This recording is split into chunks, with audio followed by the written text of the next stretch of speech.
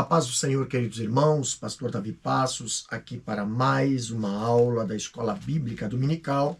Hoje estamos aqui na lição de número 9, onde nós estaremos falando sobre coragem para testemunhar. Paulo, diante da multidão. Então, gostaria que vocês aí pegassem a sua lição, e a sua Bíblia, e vamos estar aqui estudando um pouquinho sobre este tema. O textuário desta lição se encontra lá em Atos capítulo 22, versículo 15, aonde diz assim a palavra do Senhor: porque hás de ser sua testemunha para com todos os homens, do que tens visto e ouvido. A verdade prática desta lição nos traz o seguinte texto, onde diz: todo aquele que teve o encontro real com Cristo é chamado a testemunhar dele com fidelidade, mesmo em meio à oposição e ao sofrimento. Então, na leitura em classe, nós temos aqui Atos capítulo 21, versículo 27, versículo 28, versículo 30, versículo 31, versículo 33, 39, versículo 40. E Atos capítulo 22, versículo 1 até o 7. Então vamos ler. Diz assim o texto: quando os 7 dias estava quase a terminar, os judeus da Ásia, vendo-no no templo, alvoroçaram todo o povo e lançaram mão dele, clamando: varões israelitas, acudi, este é o homem que por todas as partes ensina a todos contra o povo e contra a lei e contra este lugar. E alvoroçou-se toda a cidade e houve grande concurso de povo. E pegando de Paulo, o arrastaram para fora do templo, e logo as portas se fecharam. E procurando eles matá-lo, chegou ao tribuno da corte o aviso de que Jerusalém estava toda em confusão. Então, aproximando-se o tribuno, o prendeu e o mandou atar com 2 cadeias. Ele perguntou quem era e o que tinha feito. Mas Paulo lhe disse: na verdade, eu sou um homem judeu, cidadão de Tarso, cidade não pouco célebre da Cilícia. Rogo-te, porém, que nem me permitas falar ao povo. E havendo-lhe permitido, Paulo, pondo-se em pé nas escadas, fez sinal com a mão ao povo, e feito grande silêncio, falou-lhes em língua hebraica, dizendo: varões, irmãos e pais, ouvi agora a minha defesa perante vós. E quando ouviram falar-lhe em língua hebraica, maior silêncio guardaram. E disse: quanto a mim, sou varão judeu, nascido em Tarso da Cilícia, mas criado nessa cidade aos pés de Gamaliel, instruído conforme a verdade da lei de nossos pais, zeloso para com Deus, como todos vós hoje sois. Ora, persegui este caminho até a morte, prendendo e metendo em prisão tanto homens como mulheres, como também o sumo sacerdote me é testemunha, e todo o conselho dos anciões. E recebendo desses cartas para os irmãos, fui a Damasco para trazer manietados para Jerusalém aqueles que ali estivessem, a fim de que fossem castigados. Ora, aconteceu que indo eu já de caminho, e chegando perto de Damasco, quase ao meio-dia, de repente me rodeou uma grande luz do céu, e caí por terra, e ouvi uma voz que me dizia: Saulo, Saulo, por que me persegues? Então, queridos, depois dessa leitura, nós temos aqui, a lição apresenta alguns objetivos para nós falarmos desse tema. Primeiro objetivo é analisar a prisão de Paulo e compreender a fidelidade em meio à oposição. No segundo objetivo é interpretar a defesa do apóstolo Paulo e reconhecer a sabedoria no testemunho público. O terceiro objetivo é aplicar o poder do testemunho pessoal à vivência cristã cotidiana, tá? Então, aqui nós temos esta lição. A introdução, ela nos fala o seguinte: ao retornar a Jerusalém, após a terceira viagem missionária, Paulo presta relatório aos líderes da igreja e glorifica a Deus pelo avanço do evangelho entre judeus e gentios. Contudo, rumores maliciosos levantam suspeita contra seu ministério, levando-o a agir com prudência e sensibilidade pastoral. Em Jerusalém, o apóstolo enfrenta agressões, prisões e falsas acusações, mas transforma a adversidade em oportunidade de testemunho, revelando que a fidelidade a Cristo pode conduzir ao sofrimento sem jamais silenciar a verdade do Evangelho. Então, quando olhamos aqui Paulo ao retornar, ali após a sua terceira viagem, missionária, Paulo e os seus amigos foram recebidos de muito boa vontade, em um testemunho da crescente reputação ali do apóstolo e da gratidão que sentiam pela generosa oferta que eles ali estavam trazendo das igrejas, como nós vemos ali em Atos capítulo 24, versículo 17. Também temos uma referência em Romanos capítulo 15, versículo 25 ao 27. 1 Coríntios 16, versículo 1 a 4. E 2 Coríntios capítulo 8, versículo 13, 14. E também 2 Coríntios capítulo 9, versículo 12 e 13.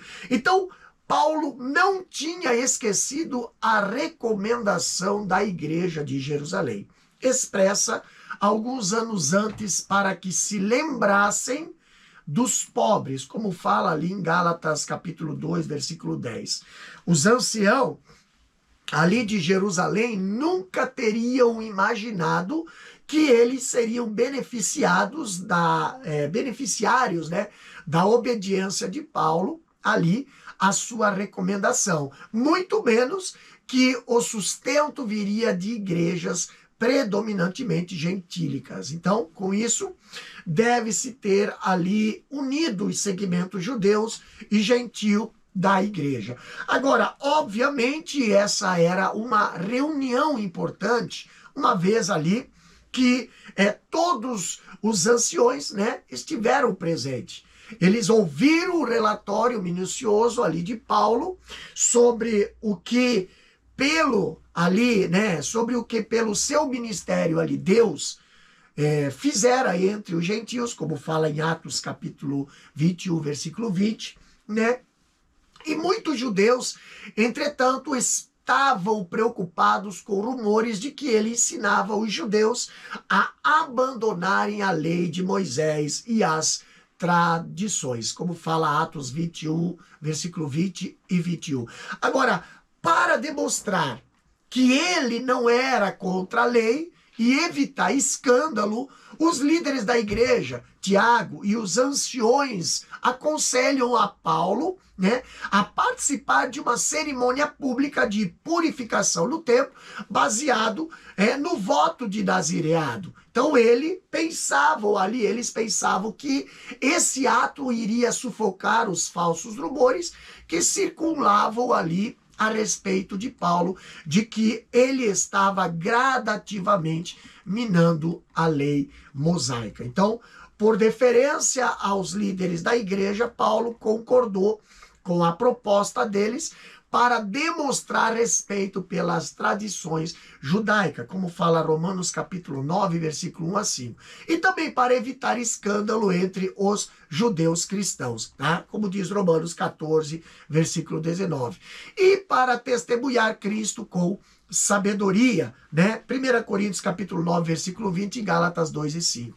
Agora, Paulo foi agredido em Jerusalém e preso pelos judeus que o acusaram falsamente de ter profanado o templo, introduzindo gregos e ensinando a abandonar a lei de Moisés, como fala Atos capítulo 21, versículo 27, e também Atos capítulo 22, versículo 29. Agora, durante o aprisionamento, Paulo fez um discurso de defesa aos judeus, relatando ali a sua conversão no caminho para Damasco e a sua experiência no templo. Então a multidão impediu-o de falar, forçando o comandante romano a levá-lo para a fortaleza, onde o apóstolo deu o seu testemunho para o povo. No primeiro tópico, aqui a lição nos apresenta o seguinte título: a prisão de Paulo em Jerusalém. Primeiro ponto ali tem o tema: a conspiração dos judeus e a falsa acusação de profanação. Vamos ler? Ao ser visto no templo, Paulo foi violentamente atacado por judeus da Ásia, movidos por ciúme e ódio. Eles levantaram acusações falsas, afirmando que o apóstolo ensinava contra o povo a lei e contra o templo, né? Chegando a acusá-lo de ter introduzido Trófimo, um gentil, em área sagrada, algo que nunca ocorreu. A acusação era irônica, pois Paulo estava juntamente em rito de purificação. A verdade pouco importava à multidão inflamada, que o arrastou para fora do templo e tentou matá-lo. A fidelidade de Paulo mostra que o servo de Deus pode ser caluniado, mas permanece firme por confiar naquele em quem crê. Aqui nós vemos que, movidos por ciúme e ódio, a multidão inflamada pelos ali, como diz versículo 27, né? Pelos judeus da Ásia, vendo-o no templo, alvoroçaram todo e o povo ali e lançaram mão dele, né? A Bíblia fala assim. Então Paulo foi agredido por judeus da Ásia, isso é, de Éfeso, né? Como diz Atos capítulo 10, versículo 1 até o 10, né? E que provavelmente vieram a Jerusalém como peregrinos no Pentecostes. Agora, esses judeus falsamente fizeram as seguintes acusações contra Paulo. Primeiro, a conduta antipatriótica, né? Primeira acusação. Segunda acusação é a blasfêmia, né? Sério que ele estava blasfemando. E terceira foi o sacrilégio, como fala o versículo 28. Quanto à terceira acusação, eles equivocadamente acusaram Paulo de ter levado Trófimo, né? O Efésio, né? Ao lugar do templo cujo acesso era negado aos gentios, né? Tipo, ali, que era só para os judeus, né? No versículo 29, fala isso. Não havia feito isso, mas acusaram-no sem provas. No entanto, para eles, a realidade não importava. Só importava o que eles, com a sua fanática imaginação, concebia como ali real. Então era uma falsidade. Assim como Paulo, muitos cristãos ao longo da história sofreram injustiças e calúnias, mas permaneceram firmes porque sabiam em quem havia crido. Então o argumento que Paulo trouxera gentios para o templo, profanando-o, portanto, é no mínimo irônico, por ter ocorrido num período em que ele estava passando pela purificação e a fim de não profanar o templo. Então a acusação provocou agitação entre a população da cidade, onde o cristianismo provavelmente tinha uma péssima reputação desde o incidente com Estevão, como fala Atos capítulo 8, versículo 1. Ali, a turba ajudou a agarrar Paulo, foram fechadas as portas para manter a violência fora da área do templo e a população tentou matar Paulo, como fala o versículo 30. Então, o castigo para qualquer israelita que profanasse o templo era a surra do apóstata, isso é, o lixamento judaico, né? E essas portas são provavelmente as que separavam os pátios internos do pátio dos gentios, e não as portas exteriores do complexo do templo, tá? No segundo ponto aqui diz, a divisão do templo em Jerusalém. O segundo templo possuía átrios bem definidos, o átrio dos gentios aberto a todos, o átrio das mulheres, o átrio de Israel, exclusivo aos homens judeus, parava os gentios, ali ó, e o átrio dos sacerdotes. Uma barreira se separava os gentios das áreas internas, com avisos severos de morte aos que transgredisse.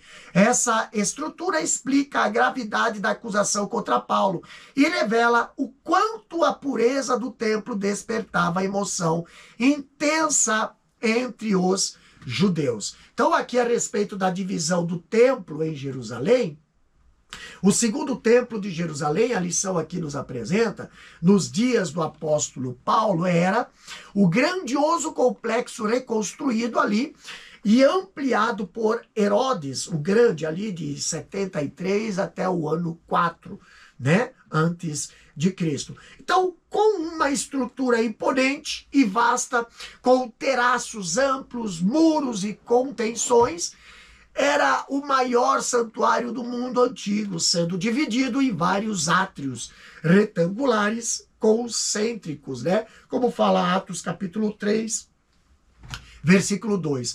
Um átrio era dos gentios, aberto a todos. Um átrio era só para as mulheres.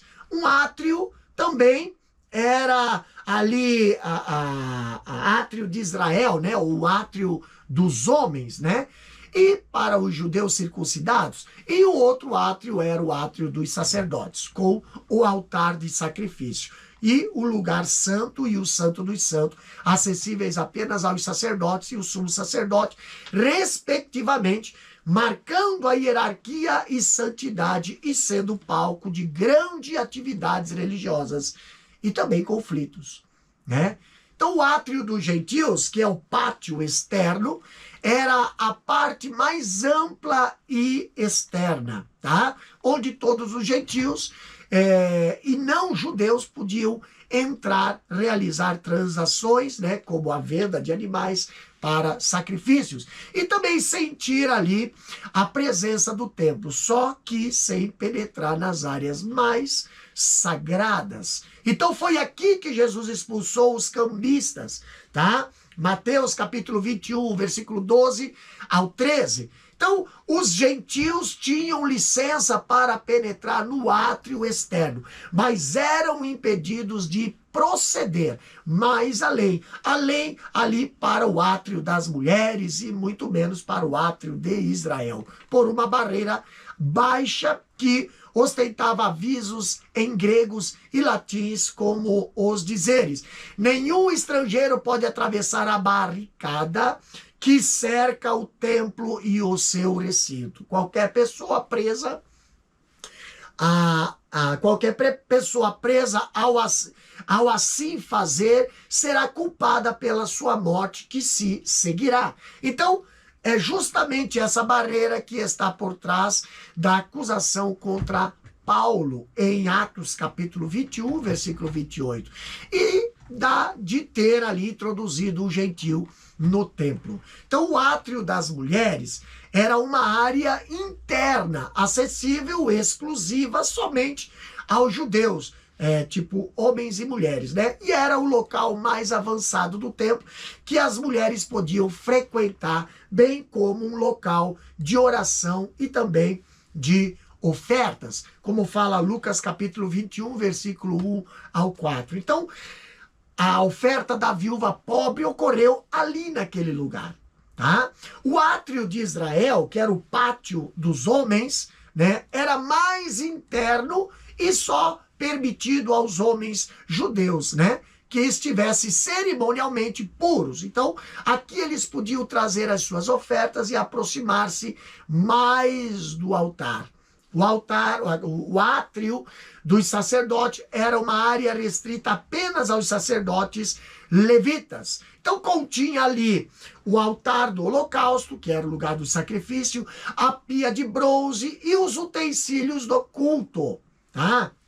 Agora, o lugar santo, né, que no grego quer dizer kadosh, né, era acessível aos sacerdotes e continha o candelabro, a mesa dos pães da propiciação e o altar de incenso, iluminado pela luz do candelabro. E o Santo dos Santos, que era o lugar ali no grego chamado Kedosh HaKodashim, né, que é o lugar mais sagrado, separado por um véu espesso, onde habitava a glória de Deus, sendo acessível apenas ao sumo sacerdote, uma vez por ano no Yom Kippur, né? Então, o fato de que os romanos estavam dispostos a ratificar sentenças da morte, sentenças de morte, até sobre os próprios romanos, conforme parece pela quebra desse regulamento do templo, indica quão significante era e quanta emoção vinculava-se às ideias judaicas da pureza do templo. Então, não é estranho que a acusação feita contra Paulo levasse a semelhante explosão de sentimentos. Agora, no terceiro ponto, aqui temos o título A Intervenção das Autoridades Romanas. Olha o que diz. Diante do tumulto, o tribuno romano Cláudio Lísia mobilizou soldados da fortaleza Antônia e interveio prontamente. Paulo foi preso e acorrentado a 2 soldados, cumprindo a profecia de Ágabo, lá em Atos 21 e 11. A multidão clamava por sua morte, repetindo o mesmo ódio dirigido a Jesus. Contudo, Deus preservou a vida do apóstolo por meio da autoridade civil, mostrando que a soberania divina atua mesmo em contextos hostis. A fidelidade a Cristo não isenta do sofrimento, mas assegura que Deus continua no governo. Preso Paulo, agora terás novas oportunidades de testemunhar, abrindo caminho para a sua defesa pública diante do povo. Então aqui nós vemos que alguém levou a notícia ali ao comandante das tropas romanas, né? E na hierarquia militar romana, um tribuno, que quer dizer no grego chiliarchos, né? Chiliarchos, militar, né? Um oficial com a patente semelhante a um coronel, comandava uma corte, que no grego quer dizer speira, né? De 1000 soldados. Então, 760 soldados de infantaria e 240 da cavalaria. Então, nós sabemos que uma corte, né, são 600 soldados, tá? Soldados compõem uma corte. Então, que por si só era uma força suficiente para manter a ordem em uma cidade como Jerusalém. Agora, essa corte de João, capítulo 18, versículo 3, tinha sua base na torre chamada Antônia. Fica bem ali no centro, ali em Jerusalém, na Cidade Velha, né? Mateus capítulo 26, versículo 47, que essa torre, essa fortaleza Antônia foi construída por Herodes, o Grande, que tinha vista para o templo no seu canto a noroeste. Então, 2 lances de escada davam acesso direto do forte de Antônia ao átrio dos gentios. Também havia uma passagem subterrânea que dava para o átrio dos israelitas. O comandante chamava-se Cláudio Lísia, como fala Atos, capítulo 23, versículo 26. Então, uma legião era composta de 6.000 soldados. Cada legião romana contava com 6 tribunos, e cada tribuno, ou quiliarca, comandava 1.000 homens. O comandante prendeu Paulo e amarrou-o com 2 correntes. As 2 correntes significam que Paulo foi acorrentado a 2 ali soldados, um em cada lado, como diz versículo 33, e com isso ali se cumpriu, como fala a lição, a profecia de Ágapo, ali do versículo 11, que está lá em Atos capítulo 12, versículo 6. Então a multidão continuava agitada e confusa ali. O comandante, vendo que não conseguia saber a verdade, mandou que Paulo fosse levado para a fortaleza. E a multidão pressionava mais e mais. Então os soldados, apressando o passo, quase correndo, levaram Paulo carregado, E a multidão continuava gritando: mata-o! Da mesma forma como fizeram com Jesus nesse mesmo lugar, cerca de 30 anos antes.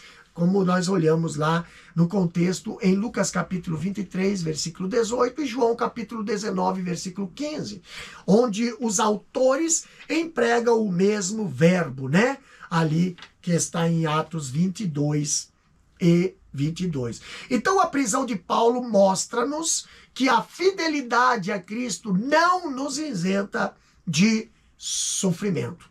O apóstolo foi atacado pela multidão, mas Deus preservou a sua vida mediante intervenção das autoridades romanas. E dessa forma, então, aprendemos que o Senhor continua soberano, mesmo em cenário de oposição. Então aqui nós vemos como Paulo, o cristão pode enfrentar injustiças, mas Deus continua no controle da situação. No segundo tópico, nós temos o título A Oportunidade para Testemunhar. Primeiro tema ali diz: Paulo pede licença para falar ao povo. Aqui a lição fala o seguinte: mesmo algemado e cercado por hostilidade, Paulo demonstra equilíbrio espiritual e lucidez missionária. Em vez de se entregar ao desespero, pede licença ao tribuno para falar ao povo, transformando a prisão em oportunidade de testemunho. Ao dirigir-se ao comandante em grego, língua franca do mundo antigo, surpreende-o desfazendo a falsa imagem de um agitador ignorante. Sua postura revela que um servo cheio do Espírito não perde a compostura diante da injustiça, mas discerne o tempo de Deus. A serenidade de Paulo abre espaço para a proclamação do Evangelho, ensinando que até situações adversas podem ser usadas por Deus para a sua glória. Aqui Paulo, no meio de uma grande confusão, acusado de quase linchado pela multidão, ao ser preso no templo e levado pelos soldados, como nós vemos aí no tópico anterior, surpreende a todos ao não se calar. Ele identifica-se educadamente ao comandante e esclarece a sua origem, que ele era cidadão de Tarso, cidade importante da Cilícia, e em vez de lamentar a prisão diante de um povo hostil, ele pediu licença para falar ao povo, como diz no capítulo 21, versículo 37 ao 40. Então Paulo não perdeu a calma e soube transformar um momento de aparente derrota em ocasião de testemunho.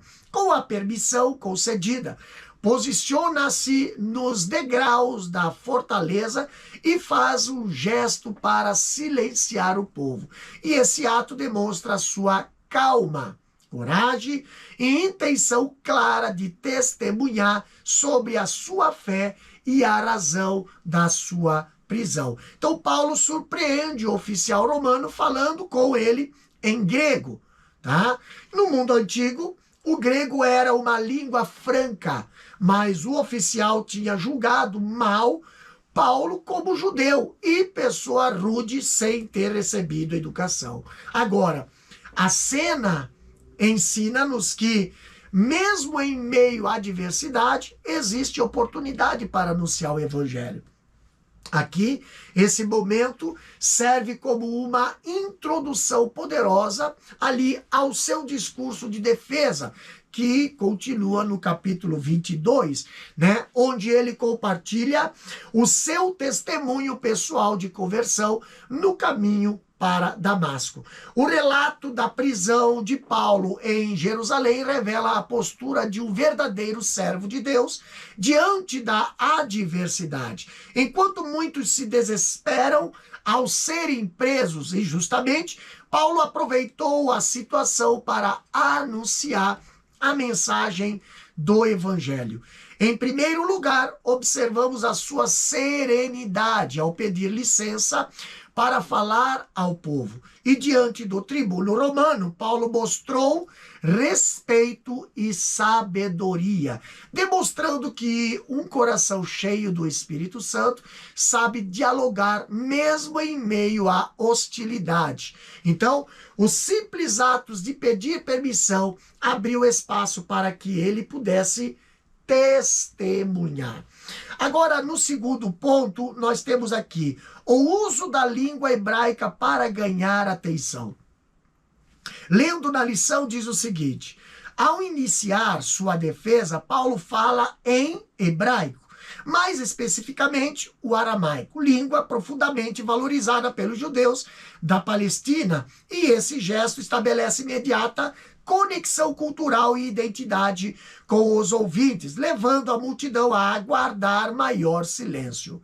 Assim como Estevão, Paulo se dirige a eles como irmãos e pais, demonstrando respeito e pertencimento.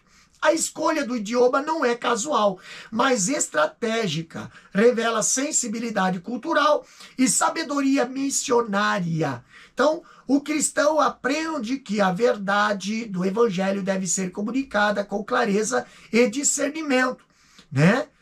Respeitando o contexto e a linguagem do público. Olha só que interessante. Aqui Paulo, ele usou uma estratégia estabelecida ali, estabelecendo uma conexão cultural para conectar-se com os ouvintes usando a língua hebraica, mais precisamente o aramaico, né? A língua que os judeus mais valorizam, né? Ou mais valorizavam, né?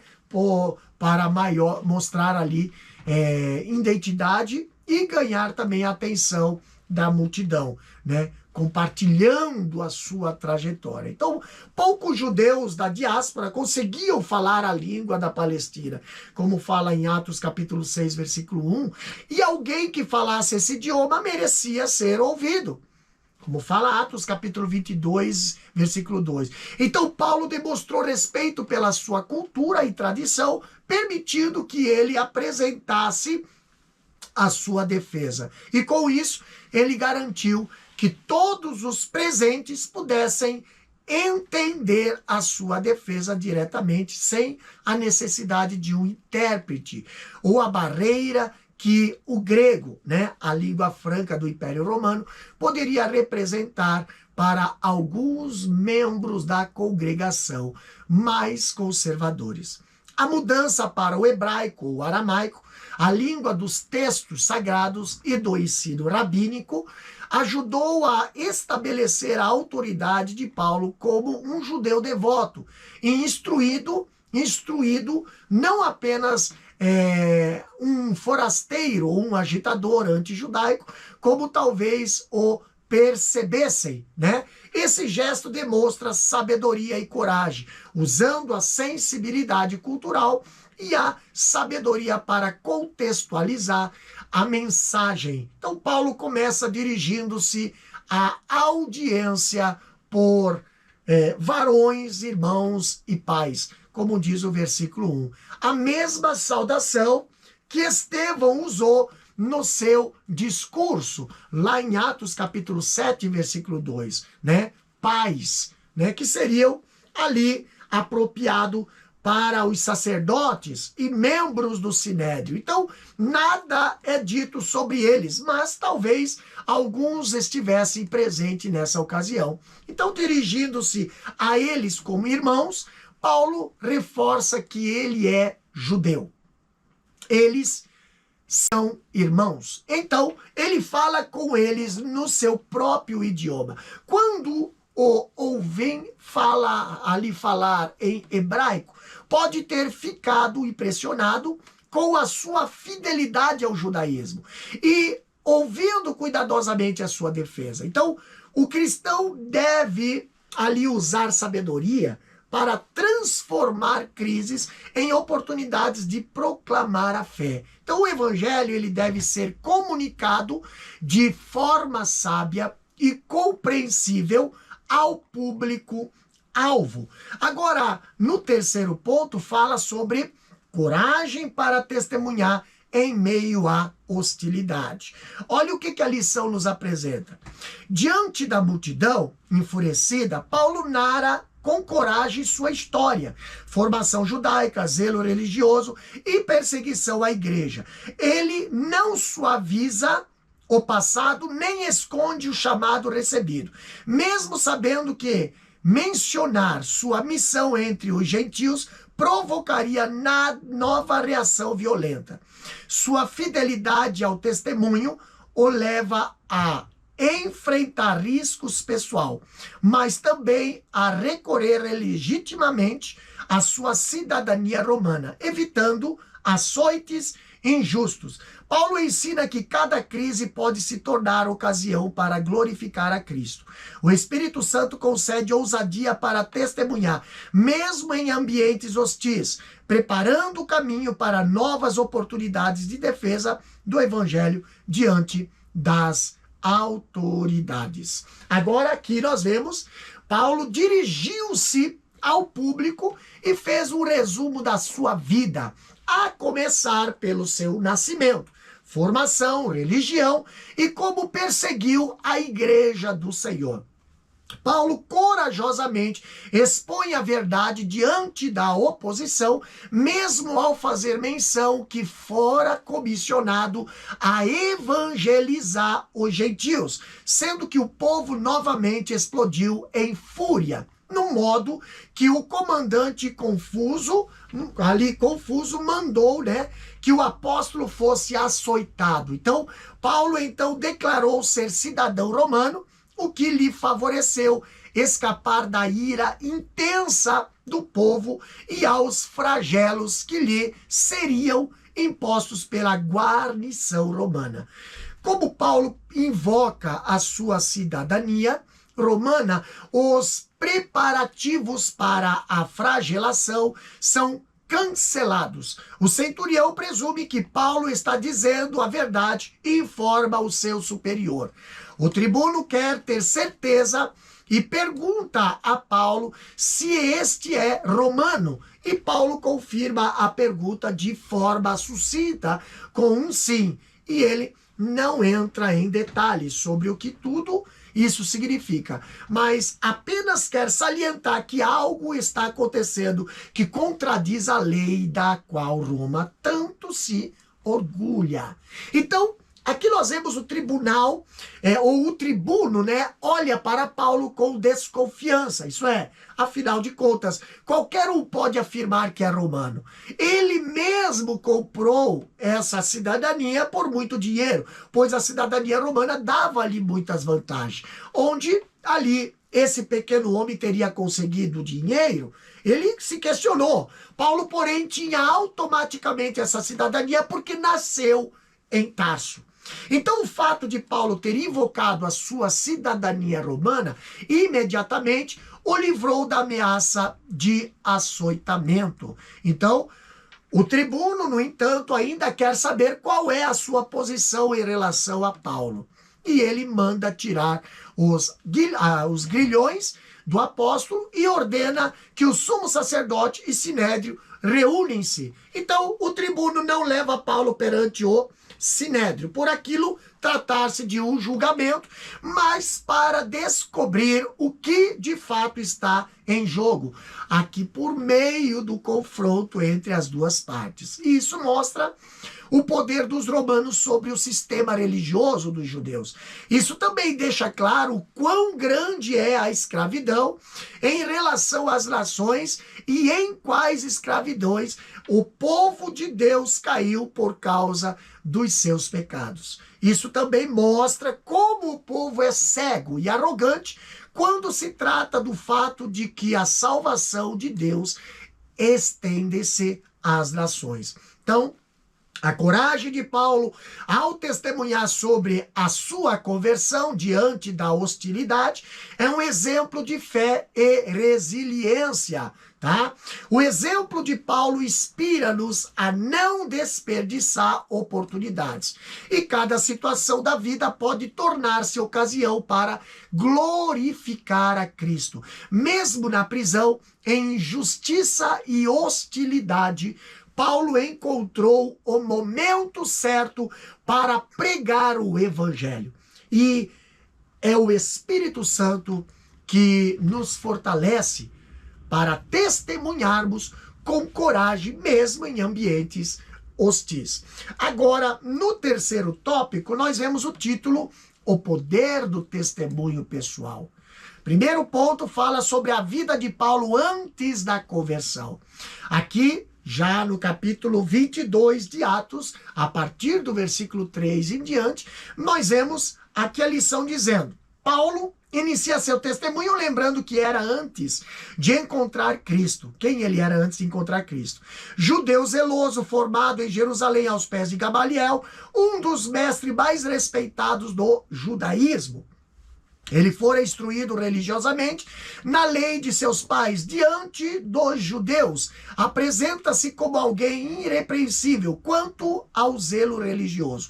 Embora esse zelo estivesse equivocado por carecer de verdadeiro conhecimento espiritual, seu passado inclui a perseguição violenta à igreja, a quem combati até a morte. Ao recordar essa fase, Paulo demonstra que a religiosidade sem Cristo pode produzir dureza, perseguição e cegueira espiritual. Então aqui nós vemos o discurso dividido em três partes.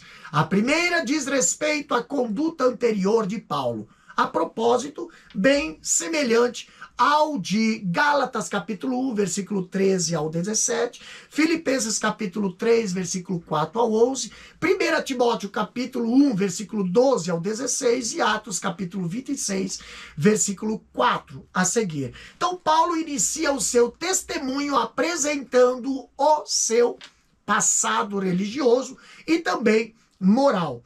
Ele não oculta quem foi, nem tenta suavizar a sua antiga conduta. Pelo contrário, Paulo ali ele fala com clareza e honestidade, como diz Atos capítulo 22, versículo 3. Então, perante os judeus, ele aparecia como um devoto da lei.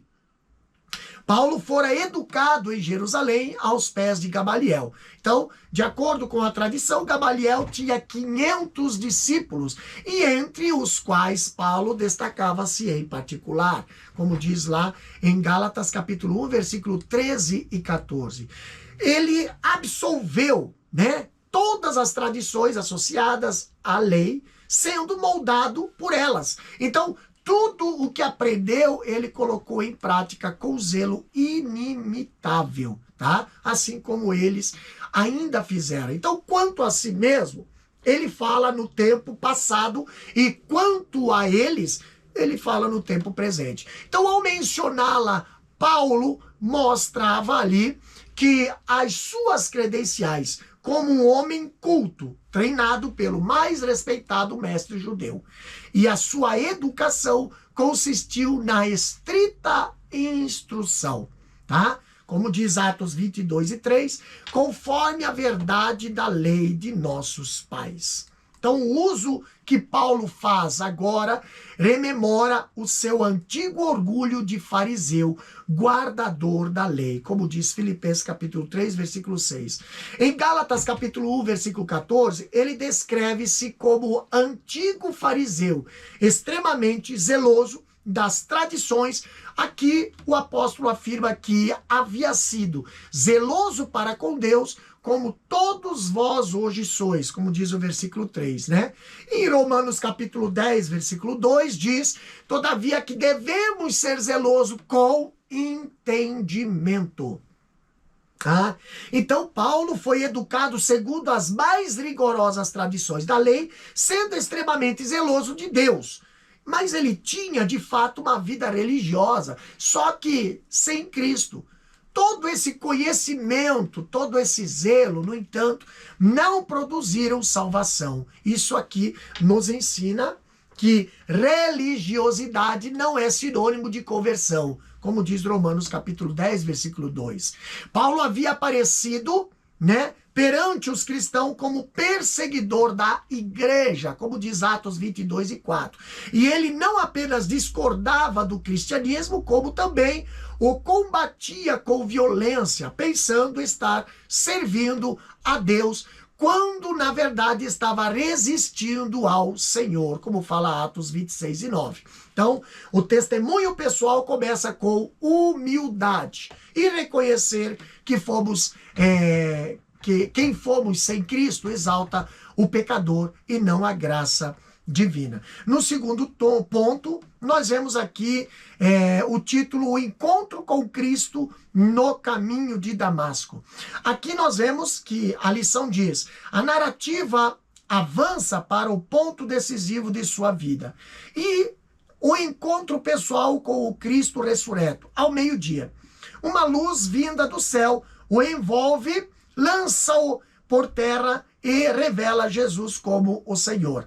A experiência transforma radicalmente sua trajetória. Paulo deixa claro que sua conversão não foi fruto de persuasão humana, mas da intervenção soberana de Deus. O testemunho confirma que a verdadeira força da igreja nasce do encontro real com Cristo, que ilumina, confronta e rediciona vidas. Olha só que interessante. O encontro com Cristo no caminho de Damasco. Esse segundo ponto aqui do terceiro tópico.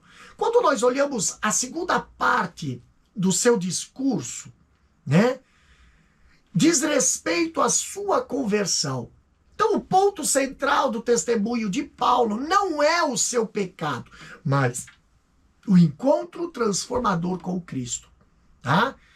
Entretanto, o que aconteceu no caminho de Damasco mudou totalmente a sua vida. Paulo, ele destacou o encontro pessoal com Cristo no caminho de Damasco, ali em Atos capítulo 22, versículo 6, e a história narrada a respeito da sua conversão é essencialmente a mesma narrada lá em Atos capítulo 9, versículo 3 até o 19. Ali ele menciona aqui que viu ao meio-dia, né? Capítulo 26, versículo 13. Ele caiu ao solo, capítulo 22, versículo 7, o versículo 8. Capítulo 26, versículo 7, versículo 8. E o versículo 14. E todos igualmente caíram. E ouviu-se uma voz. Então, Paulo explicou que os homens que estavam com ele, ali no capítulo 9, versículo 4, viram em verdade a luz e se atemorizaram muito, mas não ouviram a voz daquele que falava com ele, né? Então Paulo não estava buscando a Cristo, foi Cristo que o buscou. Então o encontro ocorreu inesperadamente, em plena atividade contrária ao evangelho e por iniciativa divina. Aqui nós vemos que isso revela que a conversão é obra da graça soberana de Deus, como diz Efésios capítulo 2, versículo 8 e 9. E nesse encontro pessoal, ele ouve a voz de Deus. Atos 22 e 7. Jesus ali, ele chama Paulo pelo nome. O encontro ali não foi apenas um fenômeno sobrenatural, mas também uma experiência pessoal e confrontadora, né? Capítulo 22, versículo 8 diz isso. Então, perseguir a igreja ali é perseguir o próprio Cristo, como fala Mateus 25 e 40. Agora, a pergunta de Paulo foi, sem dúvida, um encontro que gerou a rendição dele, né? Atos 22 e 10. E essa pergunta revela um coração quebrantado e submisso. O verdadeiro encontro com Cristo sempre produz convicção de pecado, reconhecimento da soberania de Jesus e disposição para obedecer. Ananias, por sua vez, confirmou a chamada divina na sua vida, lá em Atos capítulo 22 e 12, né? E Deus usa Ananias para restaurar a visão de Paulo, confirmar o seu chamado e integrá-lo à comunhão cristã. E isso mostra que ninguém é chamado para caminhar sozinho, tá? No terceiro ponto diz, sua missão como servo e testemunha de Cristo. Olha aqui, ó. A conversão de Paulo veio acompanhado de chamada e missão por meio de Ananias, homem piedoso e respeitado entre os judeus. Paulo recebe confirmação divina para ser testemunha de Cristo, especialmente entre os gentios. E ao mencionar sua missão, a oposição se intensifica, mas o apóstolo não recua. Seu testemunho mostra que quem foi alcançado pela graça não pode silenciar. Assim, aprendemos que Deus transforma o passado em instrumento de testemunho e usa vidas rendidas para anunciar sua salvação, mesmo diante da rejeição. O testemunho pessoal continua sendo uma das mais poderosas ferramentas do Evangelho para glorificar a Cristo e alcançar corações. Então, a terceira parte do discurso de Paulo diz respeito ao seu chamado. E para ele, a conversão fez-se acompanhar de uma vocação imediata para o serviço, independentemente de esta ser esclarecida ao longo dos anos seguintes, como fala Atos 9 e 15. Então, o instrumento do seu chamado foi Ananias, lá em Atos capítulo 9, versículo 13, que foi descrito no relato ali anterior. Então, Paulo agora acrescenta tratar-se, ali no versículo 12, tratar-se de homem piedoso conforme a lei, que tinha bom testemunho de todos os judeus que ali em Damasco, né, moravam. Então, o propósito de Paulo era demonstrar que um homem desse calibre é quem desempenhou um papel crucial na sua conversão. Agora, a oposição aumentou quando Paulo falou da sua missão aos gentios, mas o evangelho expandiu-se mesmo assim. Então, o testemunho pessoal é uma poderosa ferramenta de evangelização e não pode ser silenciado. O testemunho de Paulo revela que a verdadeira força da igreja não está em poder humano, mas no encontro com Cristo. Então, a sua experiência no caminho de Damasco e a sua chamada para os gentios escandalizaram os seus acusadores, mas confirmaram a amplitude do plano divino. Paulo não foi chamado apenas para crer, mas para testemunhar, como diz Atos capítulo 22, versículo 15. Ele seria um servo obediente, uma testemunha pública e um instrumento nas mãos de Deus. Então a missão de Paulo foi marcada por obediência e renúncia, como diz Atos 22 e 21. O chamado de Paulo implicava rejeição, sofrimento e sacrifício. Ainda assim, ele obedeceu. Então, vemos que o testemunho pessoal não termina na conversão. Ele continua na missão diária, mesmo em meio às dificuldades. Aqui nós vemos a conclusão. A prisão não silenciou Paulo, tornou-se um púlpito providencial. Olha só. Então, em meio à injustiça e à oposição, Deus transformou a perseguição em oportunidade para testemunhar para o testemunho do evangelho. A fidelidade do apóstolo revela que nenhuma circunstância escapa ao governo divino. Assim, aprendemos que provações podem se tornar instrumento da graça quando escolhemos permanecer firmes e testemunhar de Cristo mesmo em cenários adversos. Então, olha só que interessante. Os desafios que esse texto nos dá é viver de tal modo que, mesmo em situações adversas, sejamos testemunhas fiéis do Evangelho. A prisão de Paulo em Jerusalém é um episódio emblemático que mostra como a fidelidade ao Evangelho provoca oposições, mas também como Deus dirige a história em favor dos seus servos. O relato da prisão mostra como a oposição não impediu o propósito de Deus. O Senhor usou até a perseguição para abrir portas ao testemunho do Evangelho. A narrativa da prisão de Paulo em Jerusalém revela a atenção e a fidelidade ao Evangelho. Embora acusado injustamente, Paulo, ele viu na prisão uma oportunidade de anunciar a sua fé. Então, o testemunho de Paulo ensina-nos que Deus transforma o passado em instrumento de graça. O encontro com Cristo muda ali a direção da vida. E todo salvo é chamado para ser testemunha, né? Como fala Atos 1:8. Então, o poder do testemunho pessoal não está na perfeição da história, mas na ação do Cristo vivo que transforma pecadores em servos fiéis, né? Como diz 2 Coríntios, capítulo 5, versículo 17. Vamos para o questionário, revisando o conteúdo. A primeira questão diz o seguinte: de que maneira Paulo foi violentamente atacado por judeus da Ásia, movidos por ciúme e ódio? Resposta: eles levantaram acusações falsas, afirmando que o apóstolo ensinava contra o povo a lei e o templo, chegando a acusá-lo de ter introduzido Trófimo, um gentil, à área sagrada, algo que nunca ocorreu, como diz versículo 28 e 29. Segunda questão diz o seguinte: como Paulo demonstrou equilíbrio e sabedoria ao pedir licença para falar ao povo, mesmo estando preso pelas autoridades romanas?